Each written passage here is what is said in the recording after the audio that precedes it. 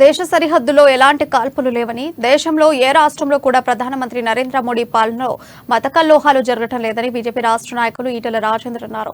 మెదక్ జిల్లా మండల కేంద్రంలో నిర్వహించిన విజయ సంకల్ప యాత్రతో ఆయన పాల్గొన్నారు. గత 10 ఏళ్లు తెలంగాణ రాష్ట్రాన్ని పాలించిన మాజీ ముఖ్యమంత్రి కేసీఆర్ ప్రజలకు ఇచ్చిన హామీలు నెరవేర్చడంలో పూర్తిగా విఫలమయ్యారన్నారు. ప్రజలకు ఎన్నో హామీలు ఇచ్చి గత అసెంబ్లీ ఎన్నికల్లో గెలుపొందిన రేవంత్ రెడ్డి మాజీ ముఖ్యమంత్రికి మించిన అబద్దాలు చెప్పారని ఆయన విమర్శించారు. రైతులకు ఇచ్చిన 2 లక్షల రుణమాఫీ ఏకకాలంలో చేస్తే తను రాజకీయాల నుండి తప్పుకుంటానని ఈటెల సవాల్ విసిరారు. వచ్చే పార్లమెంట్ ఎన్నికల్లో సుస్థిర పాలన అందిస్తున్న భారతీయ జనతా పార్టీ కోటు వేసి మరోసారి నరేంద్ర మోడీని ప్రధానమంత్రిని చేయాలని పిలుపునిచ్చారు. ఇంకొక ఆకు ఎక్కువ అనుకున్నట్టుగా కేసీఆర్ ఇచ్చే 2000 పెన్షన్ కాదు 4000 పెన్షన్ ఇస్తా అని చెప్పింది. మా సకలాంగులకు వికలాంగులకు 3000 రూపాయలు కాదు 6000 రూపాయలు ఇస్తా అని చెప్పింది.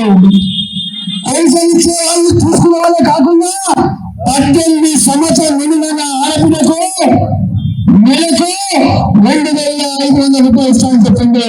దక్షిణ అమెరికా మన పెన్షన్ 4000 కావాలి, వికలాంగులకు ఇచ్చే పెన్షన్ 6000 కావాలి, 2500 రూపాయలకి అనుసరించలేదు. 500 రూపాయలకే గ్యాస్ ఇస్తా అని చెప్పిందా వచ్చిందా? రాలేదు.